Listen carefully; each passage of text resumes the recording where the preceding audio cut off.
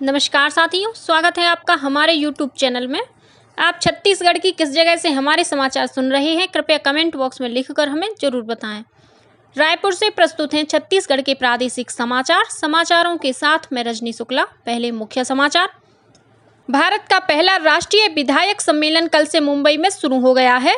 इस 3 दिवसीय सम्मेलन में छत्तीसगढ़ विधानसभा के अध्यक्ष डॉक्टर चरणदास महंत भी भाग ले रहे हैं। आगामी 21 जून को अंतर्राष्ट्रीय योग दिवस के मौके पर प्रदेश के शहरों और गांवों में एक विश्व एक स्वास्थ्य विषय पर केंद्रित कार्यक्रम होंगे।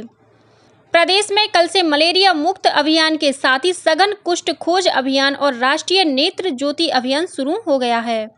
और एक भारत श्रेष्ठ भारत युवा संगम कार्यक्रम के तहत नागालैंड के विद्यार्थियों का दल कल रायपुर पहुंचा। अगले 5 दिनों के दौरान राज्य के ऐतिहासिक और सांस्कृतिक महत्व के स्थानों का करेंगे भ्रमण। अब समाचार विस्तार से। भारत का पहला राष्ट्रीय विधायक सम्मेलन कल से मुंबई में शुरू हो गया है। इस 3 दिवसीय सम्मेलन में छत्तीसगढ़ विधानसभा के अध्यक्ष डॉक्टर चरणदास महंत भी भाग ले रहे हैं। नए भारत के निर्माण और विकास की परिकल्पना को राजनीति के माध्यम से सफल बनाने के उद्देश्य से इस सम्मेलन का आयोजन किया गया है। सम्मेलन के पहले दिन कल देश के सभी राज्यों के विधानसभा अध्यक्षों और विधान मंडल के प्रमुखों को इस आयोजन के उद्देश्यों से परिचित कराया गया। इस मौके पर अपने संबोधन में छत्तीसगढ़ विधानसभा के अध्यक्ष डॉक्टर चरणदास महंत ने देश के सभी विधानसभा अध्यक्षों का आह्वान किया कि वे एक मंच पर आकर देश के विकास के लिए अग्रसर हों। आगामी 21 जून को अंतर्राष्ट्रीय योग दिवस के मौके पर प्रदेश के शहरों और गांवों में विभिन्न कार्यक्रम आयोजित किए जाएंगे। इस बार एक विश्व एक स्वास्थ्य विषय पर केंद्रित कार्यक्रम होंगे।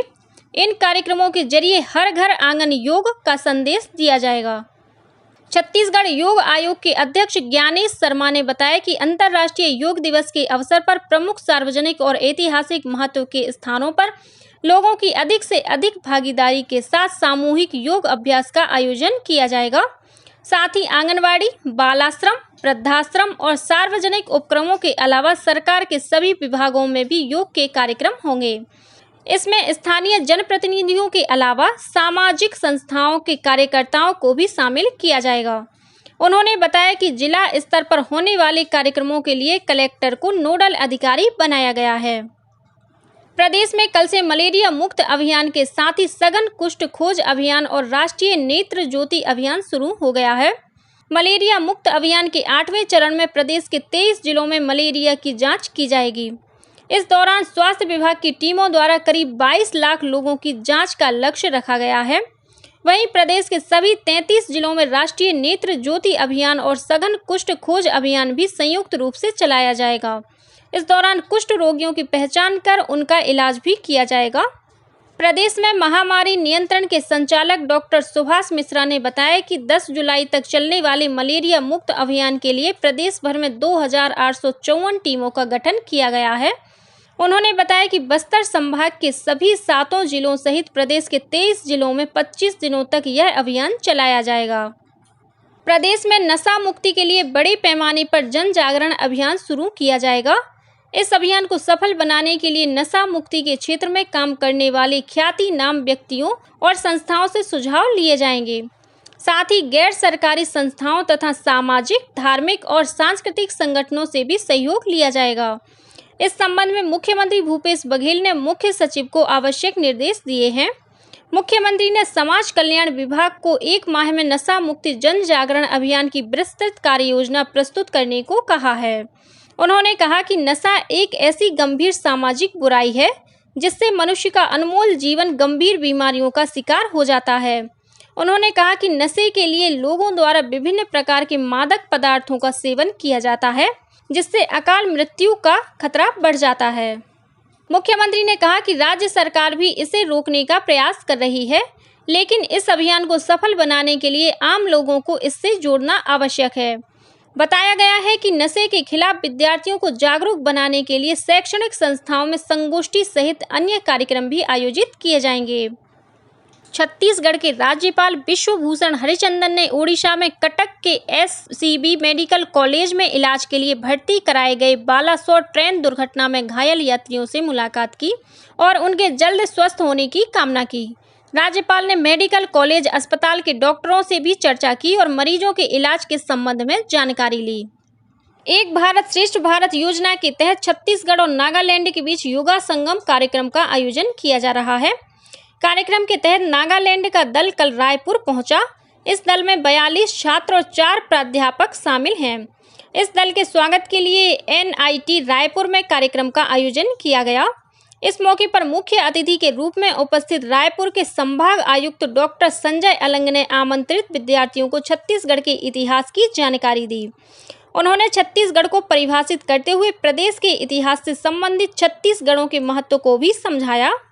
युवा संगम कार्यक्रम का उद्देश्य है कि दोनों प्रदेशों के युवा एक दूसरे के प्रदेश की संस्कृति के साथ ही वहां की शैक्षणिक गतिविधियों और विकास के साथ ही वहां के पर्यटन स्थलों से परिचित हो सकें। 5 दिनों तक चलने वाले युवा संगम के दौरान नागालैंड के विद्यार्थी छत्तीसगढ़ की सांस्कृतिक विरासत से रूबरू होंगे और विभिन्न सांस्कृतिक तथा तकनीकी कार्यक्रमों में भाग लेंगे। इस दौरान वे भिलाई इस्पात संयंत्र का भ्रमण करेंगे, साथ ही सिरपुर के पुरातात्विक वैभव से परिचित होंगे। नागालैंड के दल को नवा रायपुर का भ्रमण भी कराया जाएगा। वहीं इसी कार्यक्रम के तहत रायपुर NIT का दल पहले ही नागालैंड पहुंच चुका है। ये विद्यार्थी नागालैंड की सांस्कृतिक विरासत को जानने के साथ ही वहां विभिन्न कार्यक्रमों में शामिल होंगे। गौरतलब है कि एक भारत श्रेष्ठ भारत युवा संगम के विचार की परिकल्पना प्रधानमंत्री नरेंद्र मोदी द्वारा दी गई थी। उपराष्ट्रपति जगदीप धनखड़ शनिवार को नई दिल्ली में चौथे राष्ट्रीय जल पुरस्कार प्रदान करेंगे। जल शक्ति मंत्रालय ने चौथे राष्ट्रीय जल पुरस्कार 2022 के लिए कुल 41 विजेताओं की घोषणा की है। प्रत्येक पुरस्कार विजेता को प्रशस्ति पत्र और एक ट्रॉफी से सम्मानित किया जाएगा। यह पुरस्कार सरकार की जल समृद्ध भारत की परिकल्पना साकार करने के लिए विभिन्न व्यक्तियों और संगठनों के अच्छे कार्यों और प्रयासों को प्रोत्साहित करने के लिए दिए जाते हैं। यह लोगों को पानी की उपयोगिता और जल के महत्व के बारे में जागरूक करने का प्रयास है। प्रदेश में आदिम जाति और अनुसूचित जाति विकास विभाग के अंतर्गत संचालित प्रयास आवासीय विद्यालय के विद्यार्थियों ने चिकित्सा संबंधी राष्ट्रीय प्रवेश परीक्षा नीट में शानदार प्रदर्शन किया है। इस वर्ष नीट परीक्षा में शामिल प्रयास आवासीय विद्यालय के 572 में से 210 विद्यार्थियों ने क्वालिफाई किया है। इनमें से 12 विद्यार्थियों को स्नातक पाठ्यक्रम MBBS में प्रवेश मिलने की संभावना है। इसी तरह प्री मेडिकल और प्री इंजीनियरिंग परीक्षा के लिए ड्रॉपर बैच के 85 में से 27 छात्रों को भी MBBS में प्रवेश मिलने की प्रबल संभावना है। मुख्यमंत्री भूपेश बघेल और आदिम जाति विकास मंत्री डॉक्टर प्रेमसाय सिंह टेकाम ने विद्यार्थियों की इस उपलब्धि पर उन्हें बधाई दी है।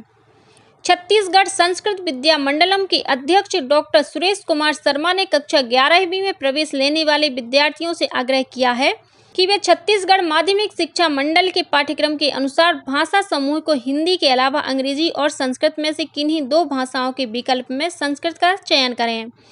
उन्होंने कहा कि कला संकाय में प्रवेश लेने वाले विद्यार्थी संस्कृत को एक विषय के रूप में चुनकर इसकी पढ़ाई कर सकते हैं, क्योंकि पाठ्यक्रम के प्रावधान के तहत अंग्रेजी के साथ संस्कृत की पढ़ाई की जा सकती है। डॉक्टर शर्मा ने कहा कि रोजगार की दृष्टि से इन दिनों संस्कृत का विशेष महत्व है। उन्होंने उच्चतर माध्यमिक विद्यालय के प्राचार्यों और संस्कृत के व्याख्याताओं से आग्रह किया है कि वे छात्रों के संस्कृत विषय के चयन के लिए उनका समुचित मार्गदर्शन करें, जिससे वे इस विषय को पढ़ने के लिए प्रेरित हो सकें। ग्रामीण क्षेत्र में स्थापित प्रदेश का पहला मिलेट्स कैफे कल से जगदलपुर के कोडेनार गांव में शुरू हो गया है। कोडेनार के ग्रामीण औद्योगिक परिक्षेत्र में संचालित इस मिलेट्स कैफे में कोदो, कुटकी और रागी से तैयार उत्पादों की बिक्री की जाएगी। इस मिलेट्स कैफे का उद्घाटन करते हुए विधायक राजमन बेंजाम ने कहा कि इस कैफे के माध्यम से कोदो, कुटकी और रागी से बने उत्पादों की लोकप्रियता निश्चित रूप से और बढ़ेगी। इस अवसर पर बस्तर के कलेक्टर विजय दयाराम के ने कहा कि बस्तर क्षेत्र में कोदो, कुटकी और रागी की खेती बड़े पैमाने पर होती है, इसलिए इस मिलेट्स कैफे के शुरू हो जाने से किसानों को अपने उत्पादों का बेहतर मूल्य प्राप्त हो सकेगा।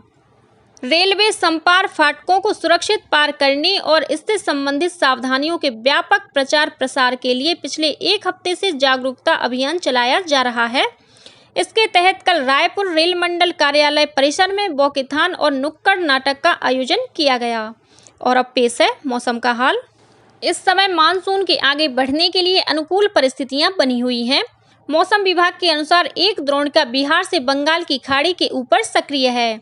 इसके प्रभाव से अगले 24 घंटों के दौरान प्रदेश में 1-2 स्थानों पर हल्की वर्षा होने के साथ ही गरज चमक के साथ बौछारें पड़ सकती हैं। इस दौरान प्रदेश के अधिकतम तापमान में मामूली वृद्धि होने के भी आसार हैं। मौसम वैज्ञानिकों ने मध्य छत्तीसगढ़ में लू चलने की संभावना भी जताई है। और अब कुछ अन्य खबरें संक्षेप में। प्रधानमंत्री नरेंद्र मोदी इस महीने की 18 तारीख को मन की बात कार्यक्रम के अंतर्गत देशवासियों से अपने विचार साझा करेंगे। एक ट्वीट के जरिए प्रधानमंत्री ने अपने इस कार्यक्रम के लिए देशवासियों से सुझाव मांगे हैं। मुख्यमंत्री भूपेश बघेल ने स्वतंत्रता संग्राम सेनानी और प्रसिद्ध विधि शास्त्री चित्तरंजन दास की पुण्यतिथि पर उन्हें नमन किया है।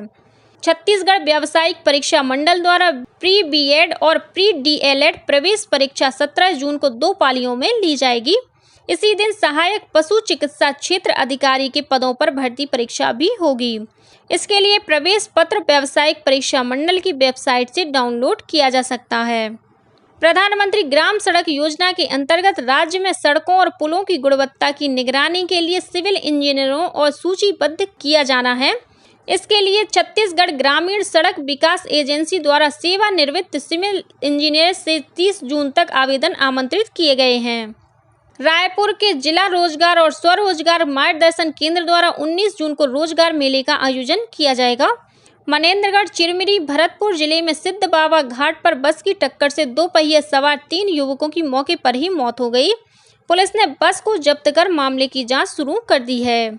और कोरबा जिले के खमरिया गांव में अवैध रूप से रखे गए मिश्रित प्रजाति के 129 नग चिरान लकड़ी और 1 आरा मशीन को वन विभाग ने जब्त कर लिया है। वन विभाग के उड़न दस्ते ने प्रकरण दर्ज कर मामले की जांच शुरू कर दी है। इसी के साथ छत्तीसगढ़ के समाचारों का ये बुलेटिन समाप्त हुआ। नमस्कार।